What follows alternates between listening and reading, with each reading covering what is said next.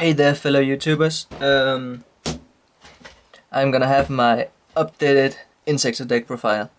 And the question, why do I play meta decks? Because mostly people are so annoyed by seeing meta decks over and over again. But if you want to play competitively, you gotta play meta decks. Well, that is what I think. Because mostly we do only see meta decks in the tops, and there is a reason for it, because they are the most competitive decks. So I am also playing it. I actually hate that like Inzektors can, when playing against an Inzektor, when he pops all my cards and I can't do stuff, or when wind-ups discard the whole hand and stuff like that.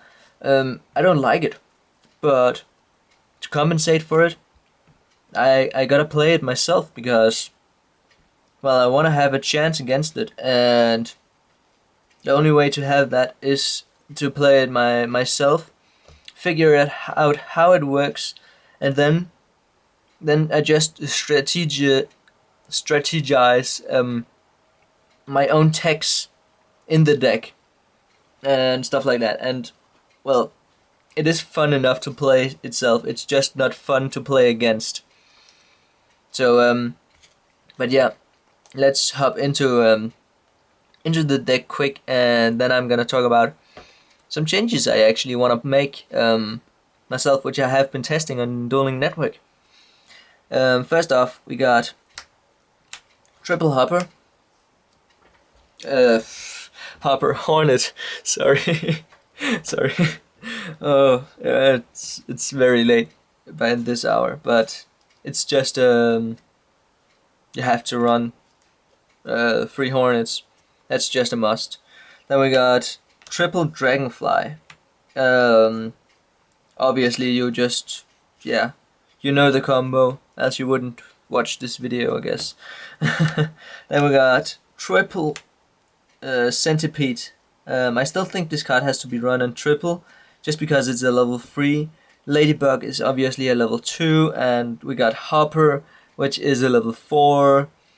And well, the strongest exceed are the level 3 ones. Also with the Djinns, the new Symphony Devils, they also all level 3s. Yeah, it's just the strongest exceed at this point. So then we got one Hopper. I like only one, just because it is a nice tech. When opening with a centipede and a hopper or a foolish burial, you just send hopper to the graveyard, go for centipede, use his effect to equip the hopper, and then after that you go off. Obviously you have to ask your judge before, at your locals or stuff, before you enter the tournament, what he does, what he rules with hopper. If he says that you can use his effect first turn, you have to run it. If not, you gotta change this to something else, or you could main the Excaliburs. I don't do that in this deck, I must say, right now. So yeah, it's either one or the other. Either you don't run them, or you run the Excaliburs with that one, plus another hopper. But yeah, then we got Gigamantis, obviously just to have that high beater, plus you can use its effect from the hand, and it's his own effect. Then we got one Sangan, mainly searches out the Dragonfly. We got double tomato. The reason behind double tomato is actually because most decks nowadays, they swarm the fields with big monsters like dragons. They go for summon a monster, remove it for red MD, use its effect to summon Light Pulsar, and they have instant 2 monsters on the field. Then if you have only one tomato, you're forced to take something out after the first attack and put it in attack mode, and you take lots of damage, and it's definitely not worth it. So I play 2 just for those decks that have the ability to swarm monsters. Attack the one, then they attack. You search out another one, put it in attack mode, obviously, as the card says. It gets destroyed, and then you will actually end up with having Dragonfly on your field, or, well, anything that you like. Mostly it's Dragonfly. And that is the reason behind the Mystic Tomatoes. Next up we got Double Veiler. I want to fit in the third one. I just don't know what to take out. But next up we got one Gorse. I think it's kind of standard right now to play those Gorses. It's just a good card. Next up we got the one-offs. We got Heavy Storm, Mind Control, take their Utopias for using it as overlay, and go for Utopia number 39C, chaos number. No, it's not a chaos. I don't know. Yeah, it is chaos number. But well, we got one Monster Reborn, obviously. Synergizes very good with the Dragonfly. You get so many pluses out of this one card. It's just like Dark Worlds. They Monster Reborn their brow, bounce it for Grepher. That's basically a +1 for them. And the same thing goes with Monster Reborn in this deck. You go for Dragonfly, which then can pop some of your opponent's cards. It's just a plus. Either way you look at it. Then we got Allure of Darkness. No explanation there. We got Dark Hole, and we got Foolish Burial. Foolish Burial, I mostly dump the Hopper if it's first turn, or the Hornet. Yeah, if necessary. I haven't drawn late game so far. I haven't been in late game so far. Let's just say it like that. This deck has a very high win ratio. So then we got Double Duality.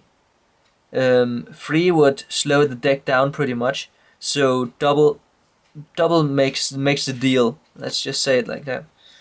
Then we got Triple MST, because I hate back row and I need to get my plays through. That is the simple reason. And we got Double Compulsory. If I should change any cards in this deck, would basically be these two, just because they only work as a 1-for-1, and it's only in some cases with MST out there and Heavy Storm. There's no guarantee that this card will be a plus for you. Mostly it's just gonna be a 1-for-1, or if you want to protect your own monsters, you can obviously bounce that one, but then you still lose one card out of it. So that's, yeah, it's hard to get pluses out of this card actually. Then we got Double Call. It works good with 2. 3 with Clock, I guess. I was running 3 before, but I changed it to 2. It's more consistent, yeah. Next we got Double Bottomless Trapper. I could run Double Safe Zone, but I like getting rid of my opponent's cards instead of using Safe Zone. Yeah, as Billy Break did, he ran triple Safe Zone, but I like getting rid of my opponent's cards instead of protecting my own. I've got Double Torrential Tribute. The best card of the format, I would say. Then we got one Starlight Road. It works every time I get it almost, and otherwise I just pop it with Dragonfly, Hornet, pop my Starlight Road, so it works really good. And I'm testing Mirror Force actually, just because no one expects it. Like no one is running Mirror Force anymore, and I want to try it out, see how it works. And we got Double Warning. It's for the last, no explanation there. I'm gonna run quick over my extra deck, and then gonna talk about some changes, some techs I want to play in the deck. Well, one Armorium because I can make it, one Brionac because I can, one Black Rose because he's actually easy to get out, and one Stardust Dragon because of the Starlight Road. Next up we got one Zen Mains. I think it's only necessary with 1. You might want to go 2, but it's hard to get the space in the extra deck, Yeah, and extra deck with the new set coming out where you have to run level 5s or rank 5s also. I got one Leviat. Again, the same thing. I want to run 2, but there's just no space. But Giga Brilliant for some OTK potentials. You only get plus out of it if you can use its effect either twice or if you have 4 monsters including this card on the field. But then it's a plus. Otherwise you could just go for a Leviathan, and that would make more damage. Next up we got double Leviathan. Still one of the best level 3s ever made. Got one Acid Golem. I can't use it here in Denmark, but it's still pretty cool and I like it. And I have gone for it a few times. It wasn't necessary those times, but it's just good if you can. I got one Utopia and one Utopia Ray. The Utopia Ray is mostly for mind controlling, and well, Utopia is just there in case. It happens sometimes, you know, with summoning Hopper and mind controlling one of his. I'm going one Adrius as for the level 5s, one Zenmayo, and one Tiras. These are the level 5s I will run so far. I will only run one Ladybug because 2 would clock with the Hopper tech that I have.